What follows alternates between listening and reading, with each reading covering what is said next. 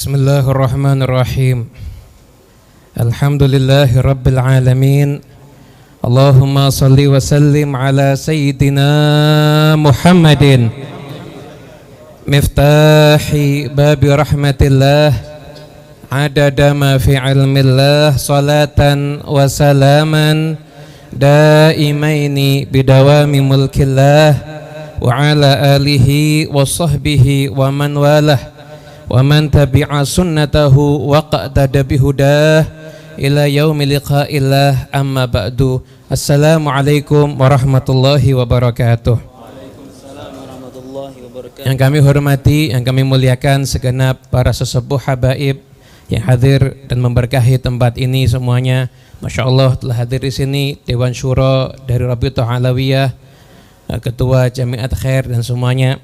Kami hormati dan kami muliakan Ketua Umum Rabi'atul Alawiyah Al-Habib Taufik bin Abdul Qadir As-Segaf, serta semua jajaran pengurus, ketua panitia, ketua maktab daimi, dan semua tokoh alawiyin siapapun yang telah hadir pada pertemuan di malam hari ini. Insya Allah kita semua mendapatkan berkah. Kami membayangkan betapa bahagianya Nabi Muhammad SAW menyaksikan cucu-cucunya berkumpul di tempat ini dalam satu rangkaian keimanan, dalam satu niat-niatan yang bagus. Semoga insya Allah sebagaimana kita di malam hari ini membahagiakan Nabi, insya Allah hidup kita bahagia berkatnya Nabi Muhammad SAW. Hadirin yang dimuliakan Allah Subhanahu Wa Taala, ketika Allah Subhanahu Wa Taala berfirman di dalam Al-Quran, "Qul la as'alukum alaihi ajran illal mawaddata fil qurbah." Katakan wahai Muhammad, sesungguhnya aku tidak meminta upah atas dakwahku, atas hidayah yang melewati aku, kecuali kecintaan kepada kerabat. Kerabat siapa yang dimaksud wahai ikhwani? Kerabat yang dimaksud di dalam ayat ini adalah kita semuanya. Kita semuanya disebutkan di dalam Al-Quran karena berkat kita ini menjadi kerabatnya Nabi Muhammad SAW. Ketika Allah Subhanahu Wa Taala berfirman dalam Al-Quran, "Innama yuridullahu liyudhiba ankumur ritsa ahlal bait wa yutahhirakum tadhira." Sesungguhnya hanya saja Allah berkeinginan untuk liyudhiba ankumur ritsa, untuk menghilangkan dari kalian kotoran. Dari kalian siapa? Ahlul bait. Ahlul bait siapa yang dimaksud? Keluarga kita semuanya. Wa yutahhirakum tadhira, dan mensucikan kita semuanya dengan sesuci-sucinya. Para ulama membahas kenapa redaksi ayat ini menggunakan liyudhiba ankum, bukan liyudhiba minkum, yang mana apabila diartikan secara letterlek mungkin artinya sama, akan tetapi liyudhiba minkum itu berarti kotoran berada di dalam. Namun liyudhiba ankum, kotorannya hanya ada di sekitarnya. Kita dinyatakan suci, kotoran akan dihilangkan daripada kita. Ahlul bait karena kita keluarganya Nabi Muhammad SAW. Oleh karena itu, nikmat menjadi keluarga Nabi, nikmat punya nasab yang mulia ini nikmat yang gak ada harganya, nikmat yang gak ada nilainya, gak ada bandingannya. Suatu ketika Sayyidina Ali Ar-Ridha, beliau berjalan ke Naisabur, dan di dalam perjalanannya beliau dihadang oleh para ulama, oleh para muhaditsin dan masyarakat menanti kehadiran beliau. Dan ketika itu mereka meminta untuk mendengarkan hadis langsung dari lisan beliau. Maka ketika itu Sayyidina Ali Ar-Ridha, beliau mengatakan, ayahku Musa Al-Kadzim meriwayatkan dari ayahnya Ja'far As-Shadiq, meriwayatkan dari ayahnya Muhammad Al-Baqir, meriwayatkan dari ayahnya Zainal Abidin Ali bin Husain, meriwayatkan dari ayahnya Sayyidina Husain cucu Nabi Muhammad SAW, meriwayatkan dari ayahnya Sayyidina Ali bin Abi Thalib. Beliau meriwayatkan dari junjungan kita Nabi besar Muhammad SAW. Nabi Muhammad mendengar dari malaikat Jibril, malaikat Jibril mendengar dari Allah Subhanahu Wa Taala bahwasanya Allah Taala berfirman, la ilaha illallahu hisni faman qalaha dakhala hisni wa man dakhala hisni amina min azabi au kama qal. Sabda firman Allah Ta'ala dalam hadis qudsi tersebut, Allah berfirman, sesungguhnya kalimat tauhid la ilaha illallah, tiada Tuhan selain Allah, adalah bentengku, kata Allah. Barang siapa yang mengucapkannya, maka dia telah masuk ke dalam benteng. Dan barang siapa masuk ke dalam bentengku, maka dia akan aman daripada azabku. Ketika hadis itu disampaikan, tidak kurang dari 20.000 pena yang mencatat hadis tersebut. Bahkan ulamaul muhadditsin mengatakan, lau quri'a hadzal isnad ala majnun la bari'a. Kalau sanad ini tadi dari Ali Ar-Ridha, sambung ke Musa Al-Kadzim, sambung ke Ja'far As-Shadiq, sampai ke Nabi Muhammad, disampaikan ke orang yang gila, niscaya itu akan sembuh. Dan itu adalah nasab kita yang tidak terpisahkan dari diri kita semuanya. Kita memiliki nasab yang mulia dan gak ada bandingannya nasab kita semuanya. Oleh karena itu, kemuliaan nasab ini bukan suatu alasan kita menjadi orang yang berbangga-bangga. Namun kemuliaan nasab ini adalah tanggung jawab untuk kita semuanya. Bagaimana kita menjaga daripada nasab tersebut. Sesungguhnya kemuliaan nasab enggak akan berguna kecuali jika diiringi dengan iman dan peneladanan. Allah Ta'ala berfirman, walladzina amanu wattaba'athum dzurriyyatuhum biimanin alhaqna bihim dzurriyyatahum wama alatnahum min amalihim min syai'. Sesungguhnya orang-orang yang beriman dan kemudian keluarganya mengikuti orang yang beriman tersebut, mengikuti dengan keimanan, maka kami susulkan kepada mereka keluarganya. Sekalipun amalnya mungkin gak sama, tapi ada peneladanan, maka insya Allah akan disusulkan dan leluhurnya tidak dikurangi sedikit pun daripada amal-amal mereka semuanya. Oleh karena itu kemuliaan nasab ini menjadi satu amanat dan satu tanggung jawab kita semuanya, bahwasanya kita harus menjaga daripada nasab kita. Ikhwani rahimakumullah, kita saat ini miris ketika kita mendengar bahwa sebagian orang-orang tua dari Alawiyin saat ini sedang berjuang agar anak perempuannya tidak menikah dengan yang nasabnya tidak sama. Sedang berjuang. Kenapa sekarang berjuang? Karena sejak dahulu mungkin lupa, belum sempat mengenalkan kepada anak wanitanya tentang siapa diri mereka, tentang siapa, kepada siapa mereka bernasab, kepada siapa diri mereka itu, bin-binnya itu sampai kepada siapa, lupa menerangkan kemuliaan itu. Dan sekarang mereka sedang berjuang.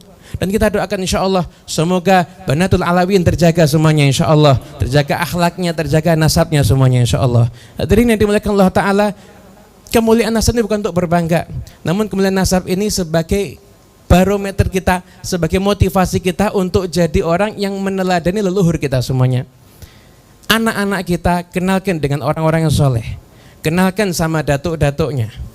Anda bisa membayangkan kalau ada seorang orang tua ngasih kepada anaknya makanan yang beracun, Anda akan menganggap ini orang tua yang kejam. Tapi yang sekarang terjadi adalah orang tua membiarkan anaknya mengidolakan orang-orang yang meracuni iman anak itu. Ini orang tua yang jauh lebih kejam. Karena kalau meracuni jasad kejam, tapi dengan mati selesai penyakit jasad. Tapi kalau penyakit ini ada dalam penyakit iman, anak kita nggak mengidolakan orang-orang yang bisa menjadikan imannya semakin bagus, justru yang diidolakan orang-orang yang meracuni imannya, maka penyakit iman nggak akan selesai sampai nanti ada di akhirat. Sampai mati nih penyakit iman akan terbawa terus. Kenapa? Karena kelalaian, tidak mengenalkan dan tidak membiarkan pendidikan daripada anak-anaknya.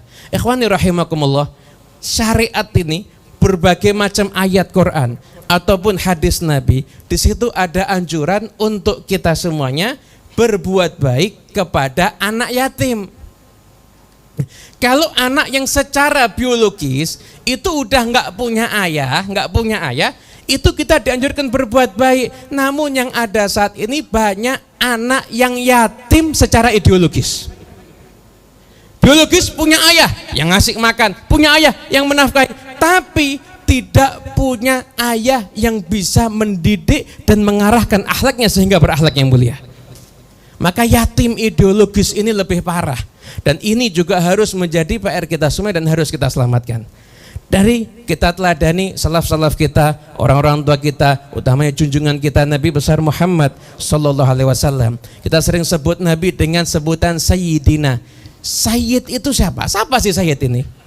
Nabi bersabda Sayyidul Qaum khadimuhum. Pemimpin dari kaum itu pelayan mereka. Kita bisa lihat bagaimana Nabi SAW melayani umatnya, bahkan melayani kita semuanya. Sebelum kita wujud, Nabi sudah melayani kita semuanya.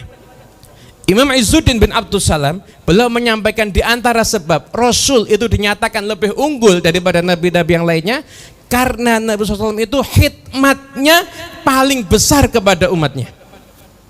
Beliau Rasulullah SAW, beliau bersabda, setiap nabi punya doa yang mustajab, dan aku simpan doa mustajabku, tidak aku gunakan di dunia, akan aku gunakan nanti ada di akhirat untuk memberikan syafaat kepada umatku.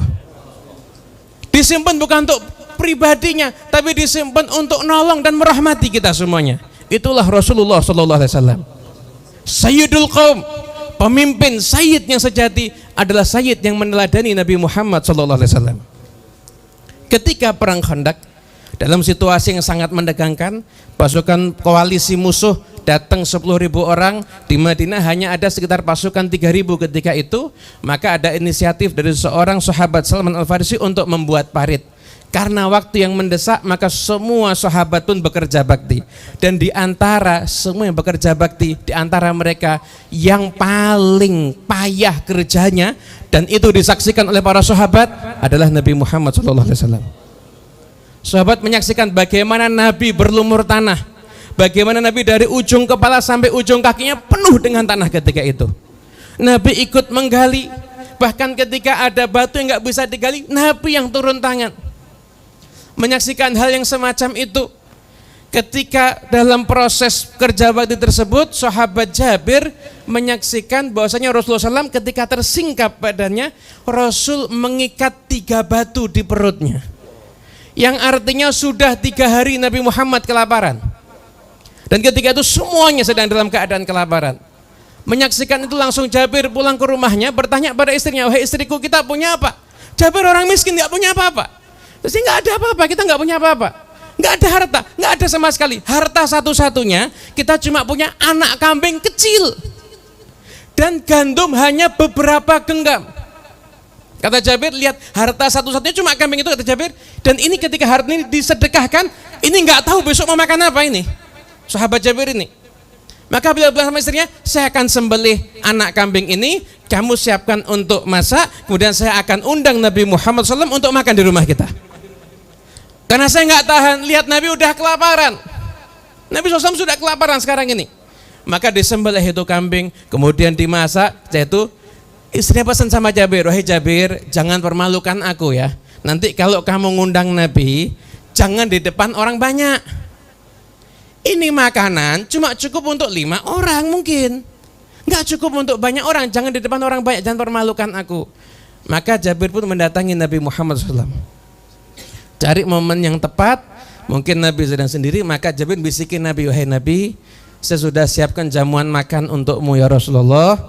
Namun mungkin bersediaan sedikit ya Rasul. Saya hanya mempersiapkan 1 anak kambing, beberapa genggam gandum. Mungkin engkau bersama dengan 3 orang, 4 orang para sahabat itu sekiranya mungkin sudah cukup. Maka mendengar itu, Nabi langsung memerintahkan sahabat, umumkan pada seluruh kaum muslimin, kita semua diundang makan di rumahnya Jabir. Datang akhirnya itu, hadirin rahimakumullah, ini yang berangkat ke rumah Jabir, persiapan makan untuk orang 5. Yang berangkat ke rumah Jabir orang 1000. Jabir datang duluan, tapi Nabi pesan, wahai Jabir, jangan pindahkan masakan dari tungkunya sampai nanti aku datang. Jabir datang sampai ke rumahnya, istrinya tanya, gimana? Sudah ngomong? Sudah. Berapa yang mau datang? Sekitar 1000. Kaget istrinya Jabir, loh, kok jangan permalukan aku nih, makanan gak cukup. Nabi sudah saya kasih tahu. Nabi udah tahu kalau jumlah makannya dikit, udah tahu. Terus Nabi ngajak orang 1000, udah. Berarti nanti yang ngurus Nabi Muhammad. Yakinnya. Pesan Nabi jangan dipindahkan dari tungkunya, nanti yang akan ngurusi langsung Rasulullah SAW. Lihat seorang sayyid yang di situ yang gali parit Nabi. Ketika masakan mau dihidangkan, yang ngurus untuk menuangkan masakan ke tempatnya Nabi Muhammad SAW. Nabi datang, sahabat masuk diatur, baris, jangan semuanya masuk. Ini rumah Jabir bisa jebol nanti. Masuk sahabat, dikit makan, dikit makan, dikit makan, sampai 1000 orang semuanya bisa makan. Siapa yang terakhir makan? Nabi Muhammad SAW. Nabi yang terakhir makan. Setelah Nabi makan, kata Nabi, Jabir makan nih sama istrimu, sisanya disedekahkan ya, di Madinah banyak yang kelaparan. Dibuka sama Jabir, persis dari pertama kali masakan itu dibuat, nggak kurang sama sekali. Shallallahu ala Nabi Muhammad. Hadirin yang dimuliakan Allah Ta'ala, kalau anda kepingin harta anda berkah, gunakan harta anda untuk menyenangkan Nabi Muhammad. Insya Allah berkah seperti hartanya Jabir nanti. Ini syahidnya. Harta anda akan berkah seperti hartanya Jabir, insya Allah. Harta anda akan berkah sampai anak cucu anda akan menikmati, insya Allah. Kalau anda gunakan harta anda untuk perjuangan Nabi Muhammad SAW.